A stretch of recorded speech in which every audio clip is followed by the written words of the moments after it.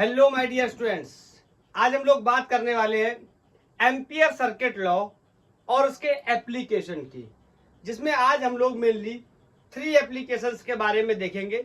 एक long infinite wire की वजह से मैग्नेटिक फील्ड निकालेंगे, एक हॉलो सिलेंडर की वजह से मैग्नेटिक फील्ड निकालेंगे अंदर और बाहर, एंड एक सॉलिड सिलेंडर की वजह से मैग्नेटिक फील्ड निकालेंगे अंदर और बाहर। क्या मतलब है इन सब चीजों का, चलिए डिटेल में समझते हैं। तो सबसे पहले तो देखते हैं कि एम्पियर सर्किट लॉ क्या है।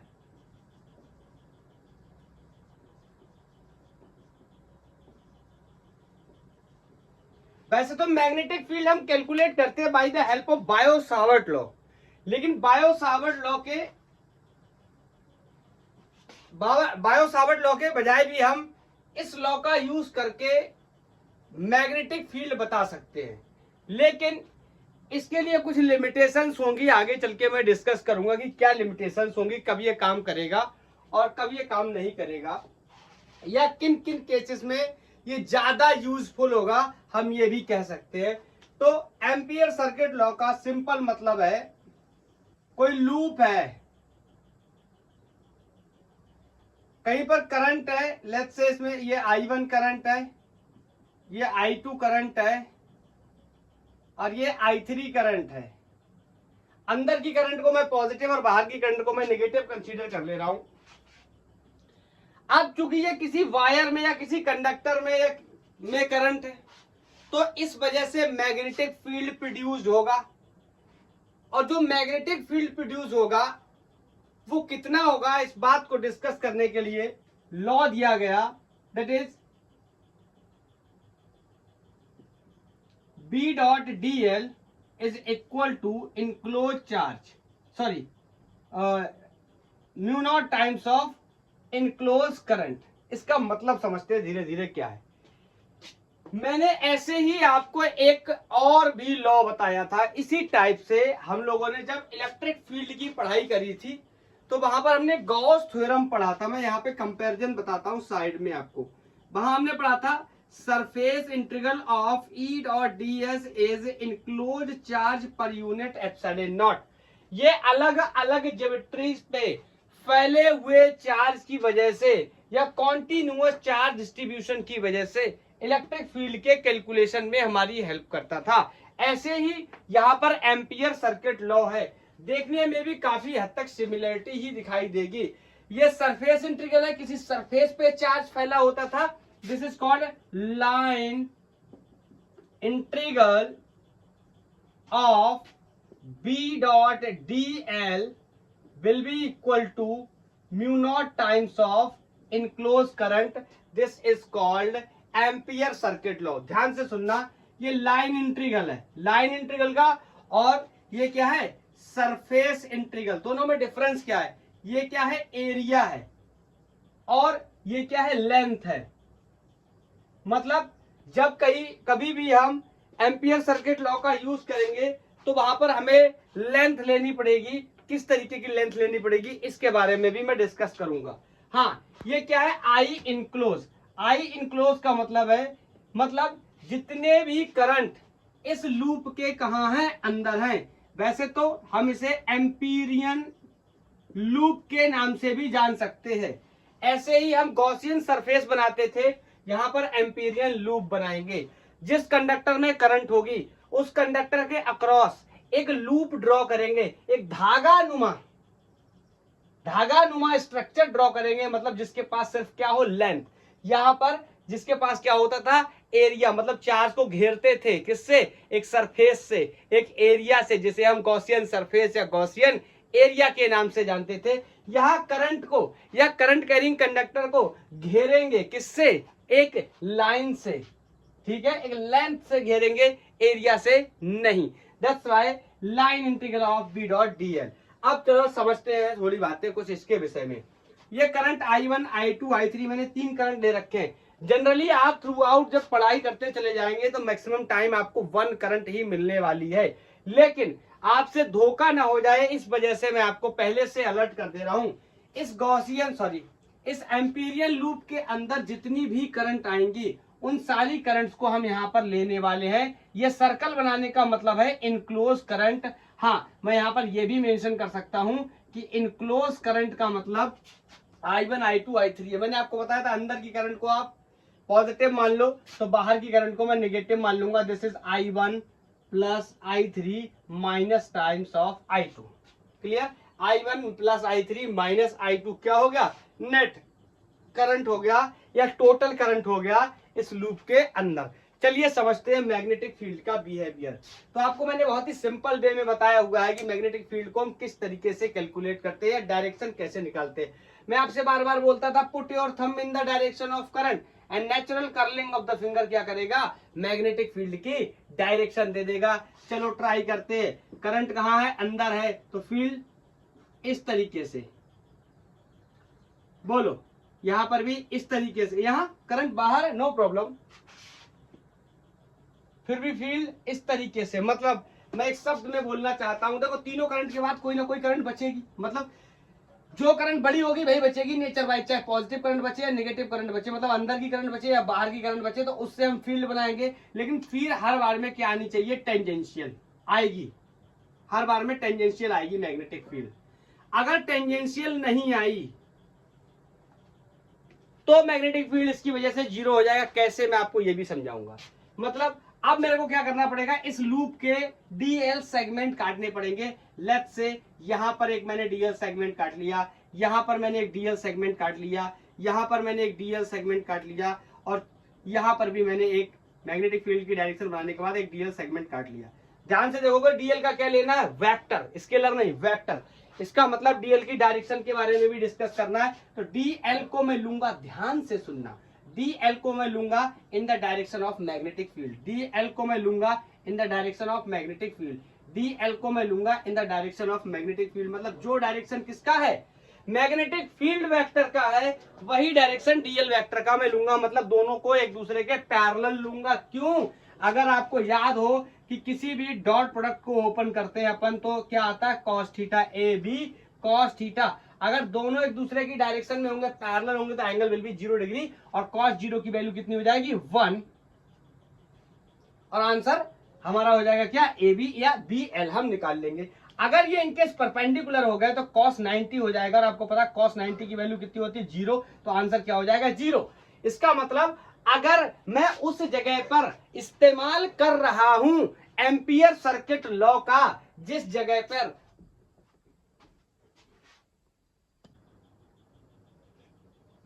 बताओ, जिस जगह एंगल अगर 90 डिग्री हो जा रहा है और मैं वहां यूज कर रहा हूं इसका, तो मेरे लिए तो यूज करना बेकार हो गया। पूछो क्यों? क्योंकि 90 डिग्री एंगल होने का मतलब ये वैल्यू तो 0 हो जाएगी। बी डी एल कॉस 90 ये हो गया 0। तो एम्पियर सर्किट लॉ का यूज ही नहीं बचा। मतलब अगर बेहतर यूज हमें इसका करना है तो हम वहां पे करें जहां पर मैग्नेटिक फील्ड टेंजेंशियल है उस लूप के, and dl vector is parallel to the magnetic field vector. तो लिख लेंगे कहां पर हम यूज कर सकते हैं इसका अच्छी तरीके से। Magnetic field vector is tangentially and dl and parallel to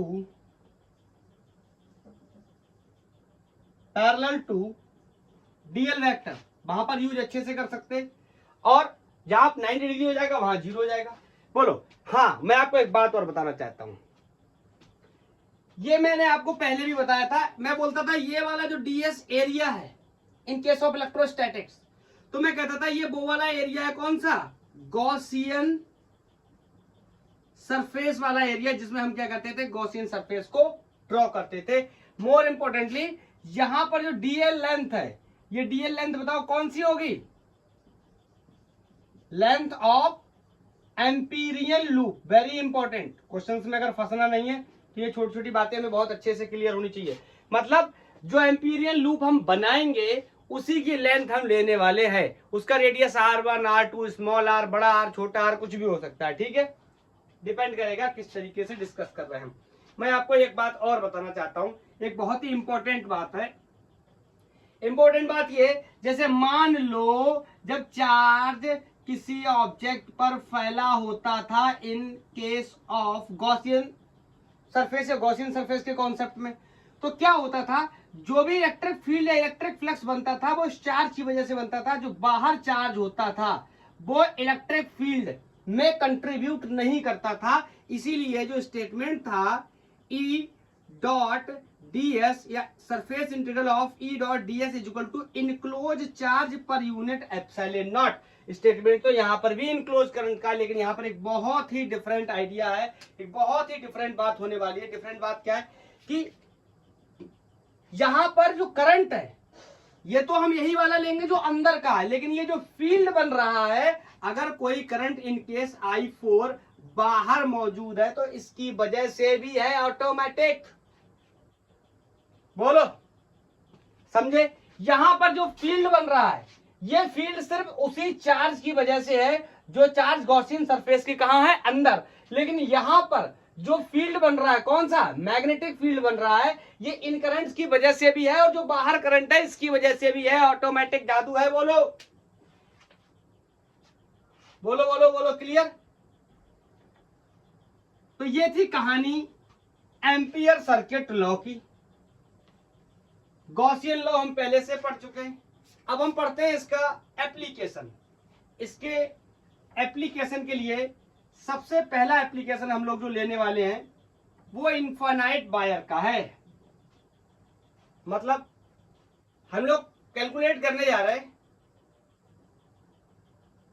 application of ampere circuit law. पहला एप्लीकेशन है calculation of magnetic field at distance r, at distance r from a current carrying infinity, या इसी को long भी बोलते हैं, long wire. Result भी याद होना चाहिए, मैंने आपको पहले ही ड्राइव करा रखा है, बिना विदाउट एम्पियर सर्किट लॉ के भी हम इसको ड्राइव कर चुके हैं।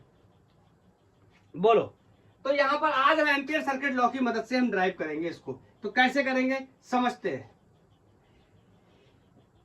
फर्स्ट ऑफ ऑल एक वायर ले लेते हैं जो कैसा है, इनफाइनाइट है लेंथ वाइज, और इसमें कोई आई करंट फ्लो कर रहा है, ऊपर की तरफ आई करंट है। बताओ, तो अपन क्या करेंगे, एक एम्पीरियन लूप ड्रॉ करेंगे। कहां पर, जिस पॉइंट के अबाउट पूछा जाएगा, तो इस पॉइंट पे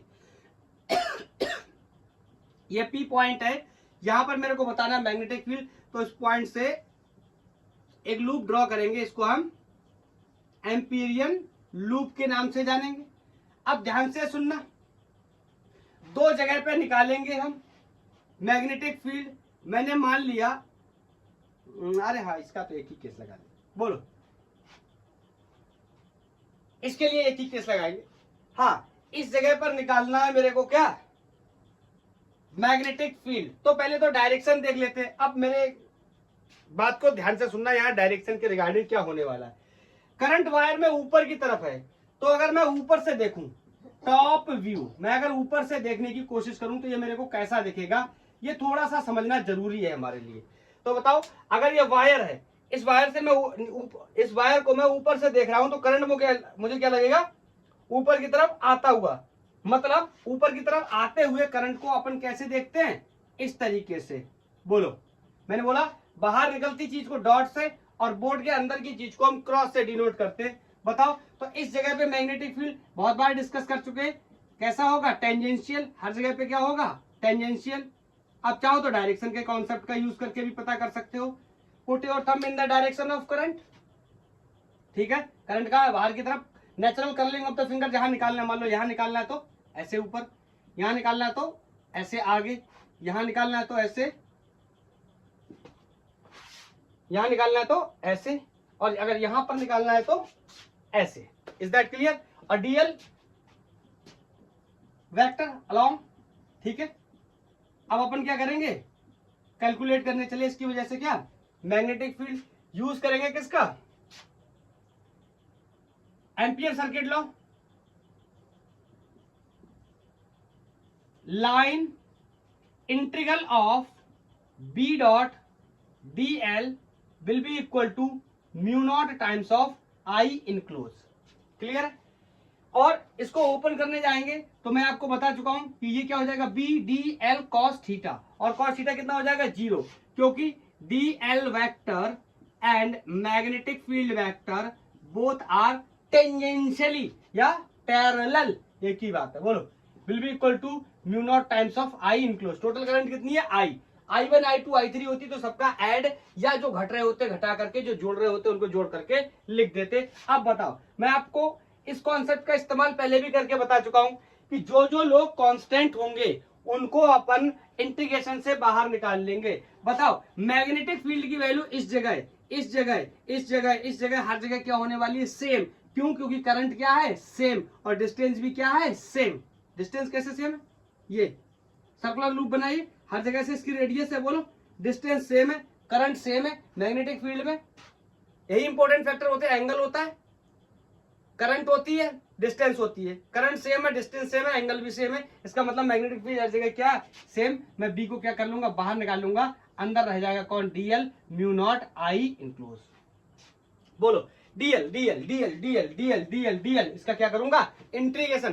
तो आप सीधा बोल सकते हो DL DL DL will be L. या फिर इस लूप की लेंथ कितनी हो जाएगी, तो मैं ऐसे भी बोल सकता हूं कि एक बार करके बता दे रहा हूं, फिर नहीं बताया करूंगा. लिमिट लगा दे रहा हूं 0 से 2 पाई आर. ये आर डिस्टेंस मैंने ले ली, ठीक है. तो लिमिट कितनी हो गई, 2 पाई आर. आपको पता है सर्कल की जो लेंथ होती है वो सरकमफेरेंस के बराबर होती है. तो DL DL DL will be L. Limit from 0 से 2 पाई आर. एक बार करके बता दे रहा हूं, आगे चल के डायरेक्ट शॉर्ट मार दिया करूंगा. तो upper limit minus lower limit. अब सिंपली यहां पर b into 2 pi r is equal to mu naught I. b निकालना है, इधर बाकी डिवाइड लगा देंगे. This is going to be mu naught I upon 2 pi r. बोलो, इज दैट क्लियर? ये है magnetic field due to a infinite wire. बोलो, क्लियर? कोई डाउट तो नहीं? ठीक है. अगर प्रोपोर्शनलिटी देखने की कोशिश करें तो B is inversely proportional to R, और ग्राफ बनाऊं magnetic field versus distance graph, तो ये इस तरीके से. क्लियर? ये छोटी छोटी बातें. बोलो, मेरे हिसाब से किसी को इसमें कोई डाउट नहीं होना चाहिए. नोट कर लो. नेक्स्ट आर्टिकल की तरफ मूव करने वाले हैं.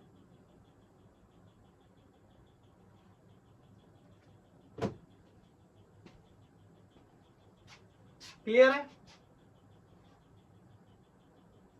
हटा रहा हूं इसको. अब अपन क्या लेने वाले हैं, अब सिलेंडर लेंगे. दो तरीके का सिलेंडर लेंगे. पहले हॉलो लेंगे और फिर सॉलिड लेंगे सिलेंडर. तो अच्छा, मैं आपसे एक सवाल पूछूं, हॉलो सिलेंडर को अगर अपन करंट देंगे तो बोलो करंट कहां रहेगी? अंदर तो कोई मास है नहीं, तो सारी की सारी करंट कहां रहने वाली है, सरफेस पे रहने वाली है.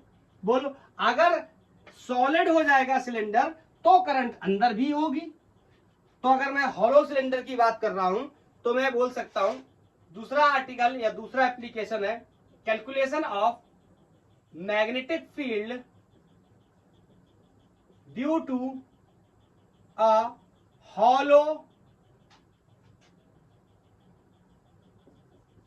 Hollow cylinder.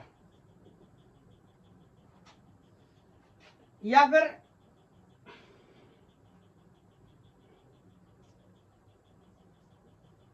ठीक है, हॉलो सिलेंडर की वजह से हम करने वाले कैलकुलेशन ऑफ मैग्नेटिक फील्ड. बाकी आप मेंशन कर लेना आर डिस्टेंस पे, ये वो सब. ठीक है, तो मैं यहां पर बना लेता हूं एक हॉलो सिलेंडर. यार हॉलो सिलेंडर बनाओ या फिर इस तरीके से दो वायर बना दो, एक ही बात है. मेरी बात को अगर आप ध्यान से समझो तो calculation of magnetic field due to the infinity hollow cylinder कर लो, इसको इनफाइनाइट कर लो. ठीक है, अब देखो ये क्या है, इसमें इतना ही अंतर, यहाँ पे ऐसे इस तरीके से हो जाता था. बोलो, ये हो गया.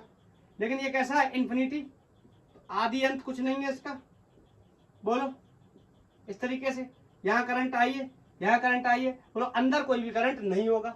अब मेरे को मैग्नेटिक फील्ड का कैलकुलेशन करना है दो जगह, एक अंदर और एक बाहर।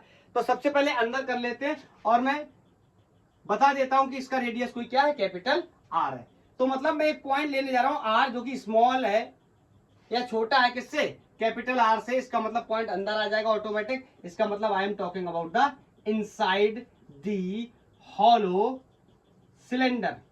अंदर बात कर रहा हूं हॉलो सिलेंडर के, मतलब यहां कहीं मैंने कोई एक पॉइंट ले लिया पी, तो इसके अबाउट पहले क्या बनाएंगे, एम्पीरियन लूप। तो बोलो यहां निकालने जाएंगे क्या, मैग्नेटिक फील्ड। लिखेंगे b dot D l equal to mu times of I enclose. ज्यादा एक्सप्लेनेशन ना देते हुए हम सीधा समझ लेते हैं अंदर कोई भी करंट नहीं है, क्योंकि ये क्या है, हॉलो। तो अंदर कोई भी मैग्नेटिक फील्ड नहीं होगा। अंदर मैग्नेटिक फील्ड कितना हो गया, 0। बात कर लेते हैं दूसरी बात, अगर R is greater then R, मतलब ये स्मॉल आर है, ये पॉइंट कहां आ गया, बाहर आ गया। लेट्स से ये पॉइंट यहां कहीं आ गया, ठीक है। तो क्या बना लेंगे, एक एम्पीरियन लूप बना लेंगे, और इस लूप का जो रेडियस है वो क्या है, स्मॉल आर है, जो कि कहानी कहां की हो गई, आउटसाइड की हो गई। तो आउटसाइड के लिए अपन क्या लिख सकते हैं, R is greater than R. तो बताओ, एम्पियर सर्किट लॉ का यूज करके line integral of B dot D L is equal to mu naught times of I enclose. Enclose current कितनी है, आई है। क्लियर। अब मैं आपको फिर से वही बात बताना चाहता हूं, ये आप एक हॉलो सिलेंडर की तरह फील कर लो, इधर से भी करंट आ रही है, इस साइड से भी, और इस साइड से भी करंट आ रही है। तो अगर मैं टॉप व्यू देखूंगा, मैं ऊपर से देखने की कोशिश करूंगा, तो मेरे को कुछ ऐसा दिखाई देगा, ऐसा दिखाई देगा टॉप व्यू ऊपर से देखने पे।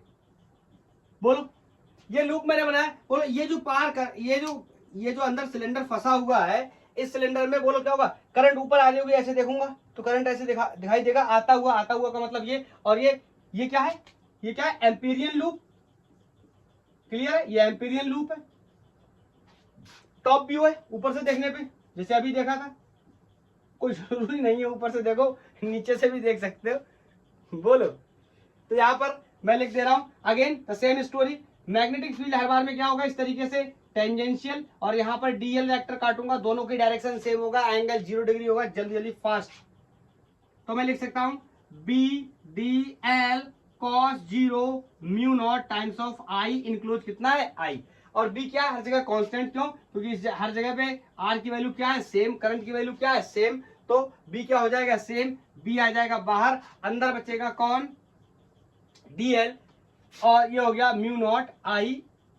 बोलो, और डीएल डीएल डीएल का इंटीग्रेशन, मतलब इस डीएल को, इस डीएल को, इस डीएल को, डीएल डीएल सारे डीएल को जोड़ दूंगा, तो सर्कल के सरकमफेरेंस के बराबर, मतलब उसकी लेंथ के बराबर 2 पाई छोटू R is equal to mu naught times of I. यहां से मैग्नेटिक फील्ड की value mu naught I upon 2 pi R. Sir ये तो पहले जैसा आ गया, इन्फिनिटी वायर जैसा। बिल्कुल सही बात है, हमें ऊपर से देखने पे क्या फर्क पड़ता है, ये सिलेंडर है या ये वायर है, ऊपर से देखने पे हमें बस इतना फील हो रहा है कि एक करंट कोई ऊपर की तरफ आ रही है, आई एम्पियर की, और वही हमें दिखाई दे रही है।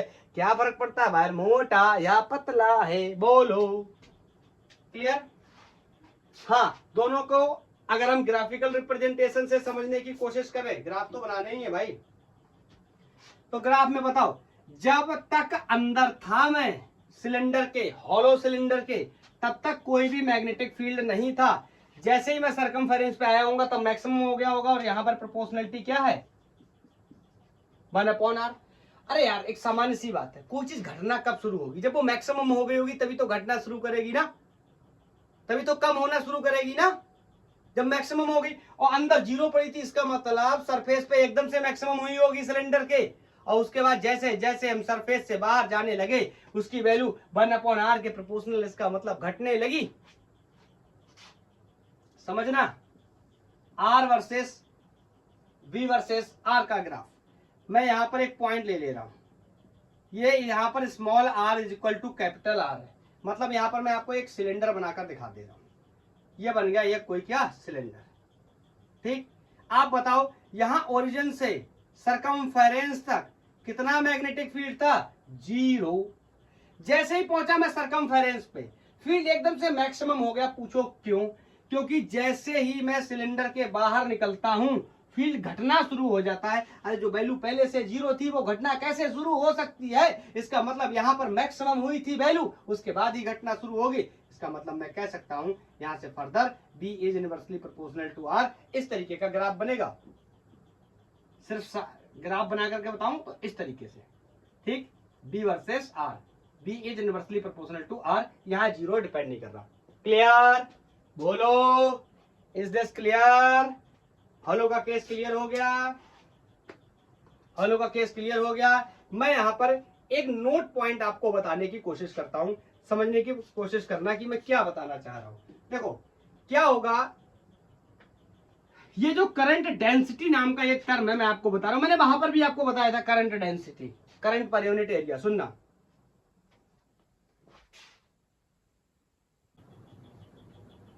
यहां पे उसी कॉन्सेप्ट का यूज करेंगे जिसका यूज हमने पहले भी किया हुआ है। करंट डेंसिटी याद आया? इलेक्ट्रोस्टैट्स में भी इसके बारे में हम लोगों ने डिस्कस किया था। जे से रिप्रेजेंट करते थे करंट पर unit area. And very important, इसको अपन क्या कर रहे हैं? कांस्टेंट ट्रीट कर रहे हैं। मतलब हर पर यूनिट एरिया में करंट की वैल्यू क्या होगी? सेम होगी। जब तक कि क्वेश्चन हमसे कहता नहीं है तब तक हम इसी कॉन्सेप्ट का यूज करेंगे और मान के चलेंगे कि करंट डेंसिटी कैसी है? कांस्टेंट है। बोलो, क्लियर? अगर उसने कह दिया कि करंट डेंसिटी वेरिएबल है और करंट डेंसिटी का फंक्शन दे दिया तो उसको अलग तरीके से ट्रीट करेंगे। ठीक है, आज के लिए करंट डेंसिटी को कांस्टेंट करके ही काम कर रहे हैं। करंट डेंसिटी के कॉन्सेप्ट की रिक्वायरमेंट क्यों है ये भी मैं आगे चल के आपको बताऊंगा अभी थोड़ी देर में। तो नेक्स्ट आर्टिकल है calculation of magnetic field due to a solid cylinder, या इसी को मैं थिक मोटा वायर भी बोल सकता हूं। एक ही बात है, थिक मोटा वायर या फिर सॉलिड सिलेंडर। चलो समझते हैं।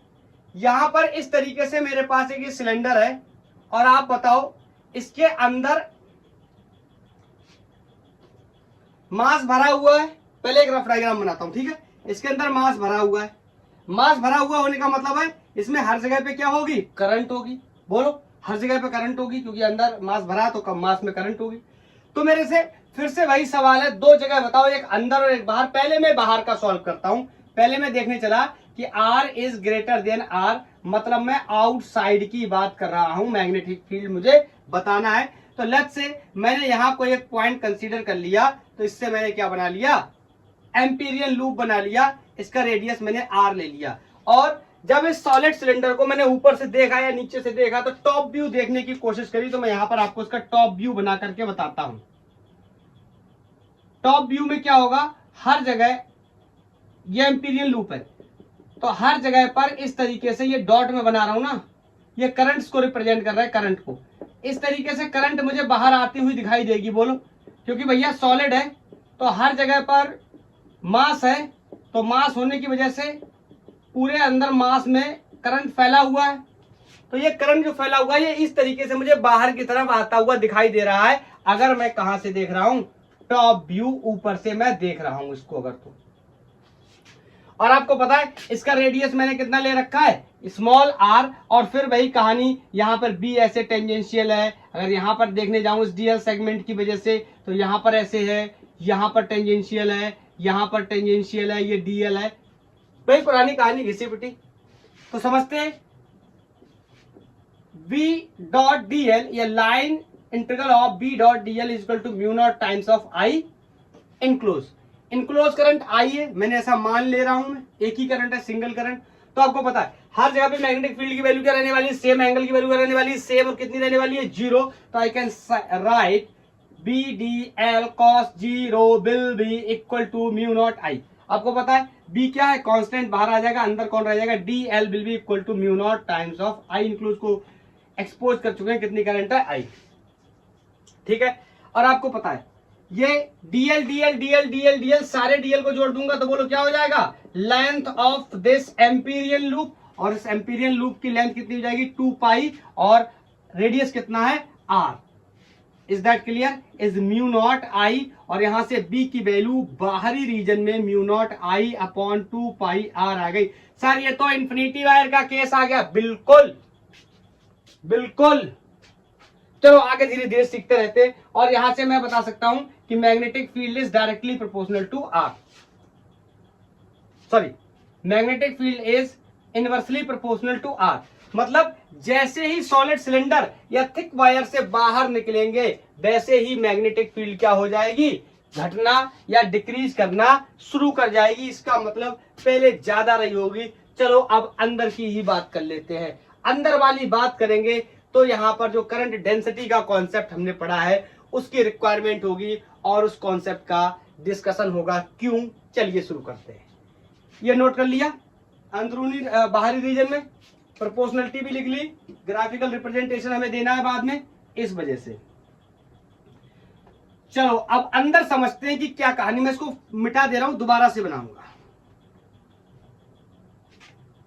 ये टॉप व्यू वाला पिक्चर, चलो इसको भी साफ कर दे रहा हूं, दोबारा से ही बनाऊंगा। ये मेरे पास सिलेंडर था और इस सिलेंडर के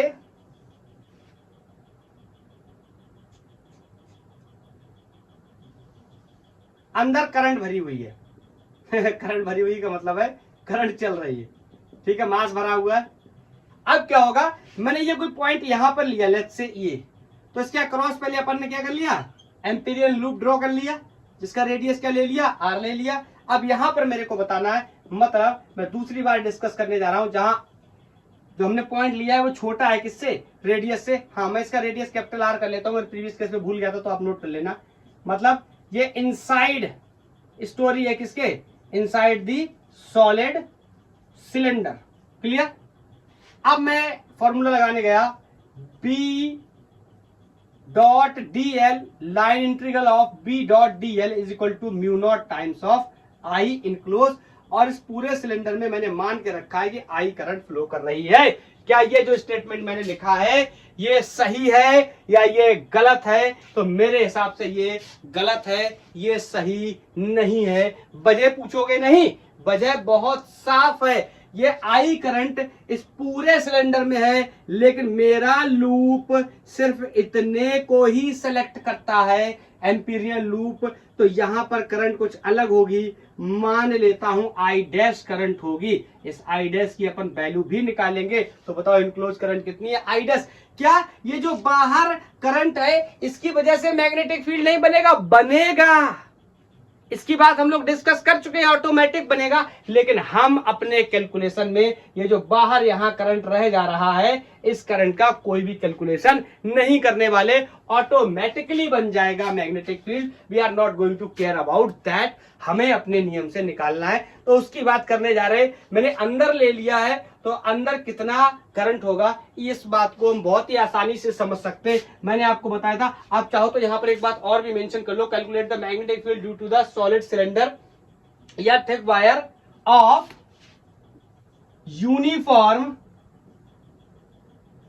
यूनिफॉर्म करंट डेंसिटी।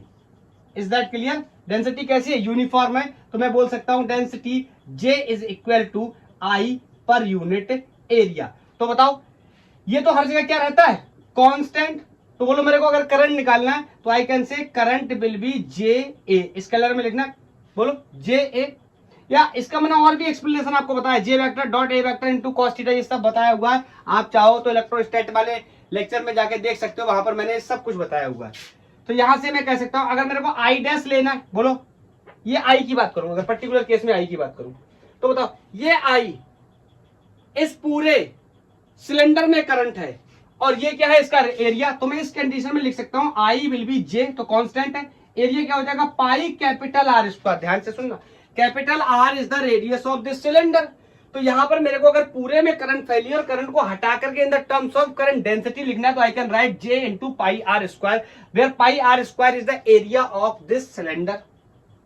क्लियर। लेकिन मेरा एम्पीरियल लूप तो इतना है, मेरे को इतने का एरिया लेने का है, तो मेरे को इतने में करंट पता करने का है, तो मैं कह सकता हूं इतने में करंट, ये तो कांस्टेंट है जे, इसका एरिया चेक कर लो पता चल जाएगा। तो इसके लिए मैं करंट के लिए जे, बताओ ये जो लूप मैंने लिया है इसका एरिया कितना हो जाएगा, इसका रेडियस मैंने स्मॉल आर लिया है, तो इसका रेडियस क्या हो जाएगा, पाई स्मॉल आर स्क्वायर। मतलब करंट की जगह मैं इसको रिप्लेस कर सकता हूं। ध्यान से सुनना मेरी बात को, टॉप व्यू के बारे में भी डिस्कस कर लेता हूं, उसके बाद ही आगे चलूंगा।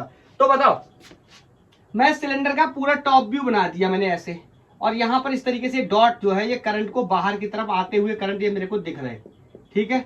इस तरीके से मैंने बना दिया, ये पूरा सिलेंडर है, और मैं यहां से बता दे रहा हूं इसका रेडियस मैंने कैपिटल आर लिया हुआ। ध्यान से सुनना, ये एम्पीरियल लूप नहीं है, ये पूरा सिलेंडर है। लेकिन अभी अपन क्या करने जा रहे हैं, इसमें एम्पीरियल लूप बनाने जा रहे हैं।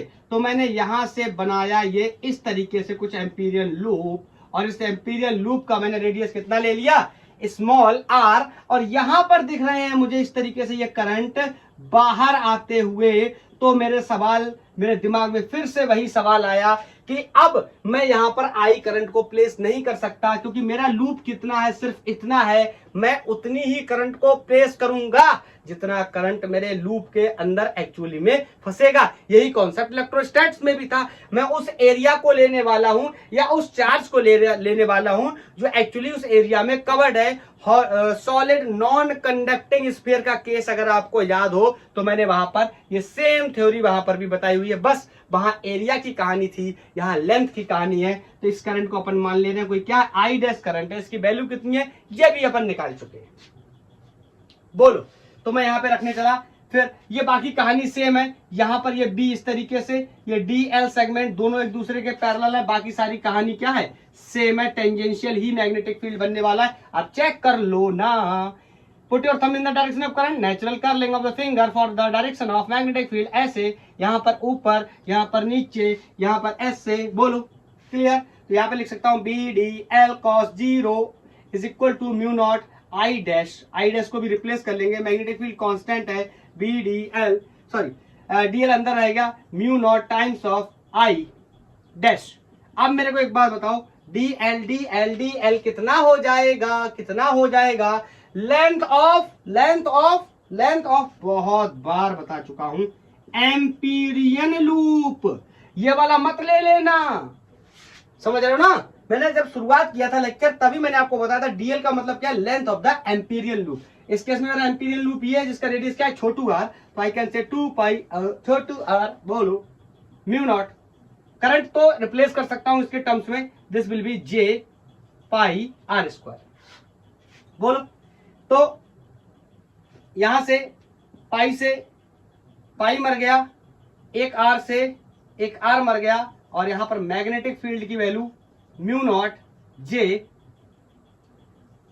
Are upon 2। क्लियर।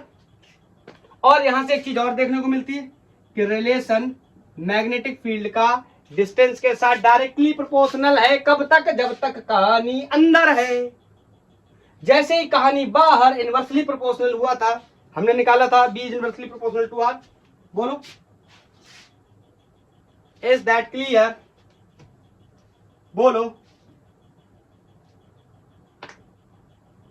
अगर आप ये तो करंट डेंसिटी के टर्म्स में हो गया, करंट डेंसिटी के टर्म्स में नहीं लिखना चाहते तो आप ऐसे भी लिख सकते हैं। बोलो, करंट क्या होता है, जे इंटू ए, तो जे ए क्या हो जाए, पाई आर स्क्वायर। तो यहां पर आप पाई आर स्क्वायर रख देंगे। बोलो, जे की जगह, सॉरी जे को हटाना, J can be write I over A. तो यहां पे दूसरा रिलेशन इन द टर्म्स,